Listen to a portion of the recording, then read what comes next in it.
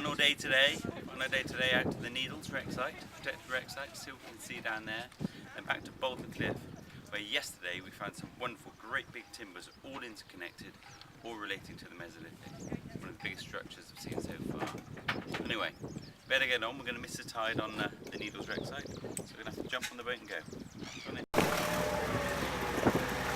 Here we are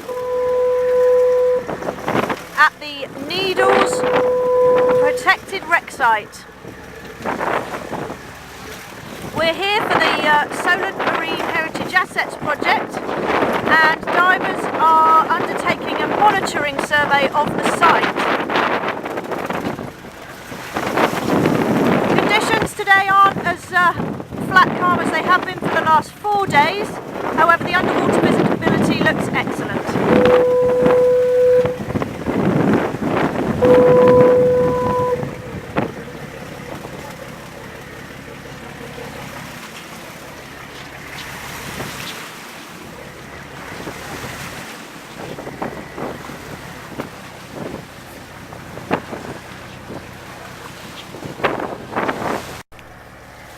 So Gary, you've been diving on the Needles now with the Trust for more than 15 years. Are there many changes that you've seen over time, and is there anything new today?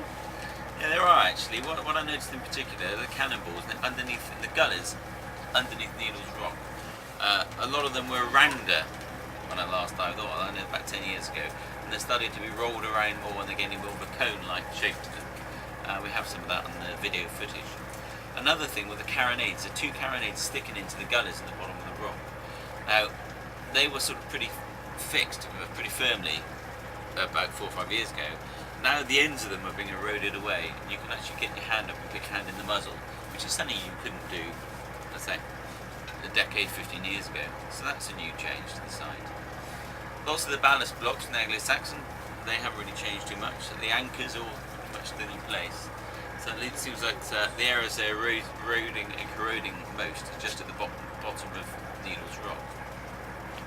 There's another interesting feature. There's a bunch of cannon that have been identified on the side-scan sonar.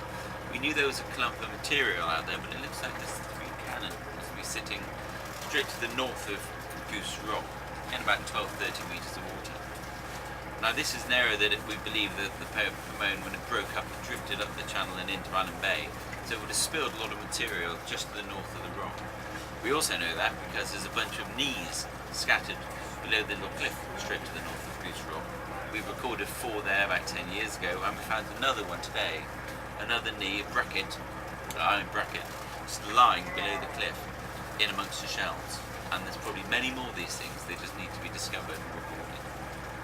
So even after the long history of survey on this site, which of course predates the Trust activity as well, there's still more being revealed on the Needles site. There's more being revealed. I think a lot more is actually in the gullers, just in the gullers, a lot more to the north side. I think that's a relatively unexplored area, and it's starting to come up with a quite rich dividends. Sounds like there's even more work for us there in the future. Looks like we're going to have to get to it. Well, it's the 3rd of July today. I had another successful dive, dived on the Needles, found more cannon, found more knees, spot on. The trouble is, it's still so darn early, it's only 9:30. Well, diving in Allen Bay now with the team, and the plan is, as soon as they've finished and done a bit more recording, got a bit of a dendro sample, we can head back to Boulder Cliff. It's going to be a full day today, but it's the last day, so we've got to make sure we deliver. Okay, well, it's the end of the week. We had a pretty busy time, 5 days of it. We've been down to the Needles. Looks like we found more wreckage. We've monitored the fact that it's eroding away pretty quickly in certain parts. We've been to the Yarmouth Roads wreck. We've identified that that's pretty stable, so that's not too bad. We've got samples from Hurst Spit. In just about 1 metre or 2 of water, we found an old submerged landscape there, which we can now hopefully date. And on top of that, we've been to Boulder Cliff, and we've discovered at Boulder Cliff a whole range of material. It looks like pretty much an intact Mesolithic structure sitting in what was once an old, I don't know, riverbed or lake bed or something. It's yet to be worked out, but it's incredible. Well, at the moment, I think we've had about enough for the week. We're going to have to head off home. So if you bear with me, I gotta say goodbye.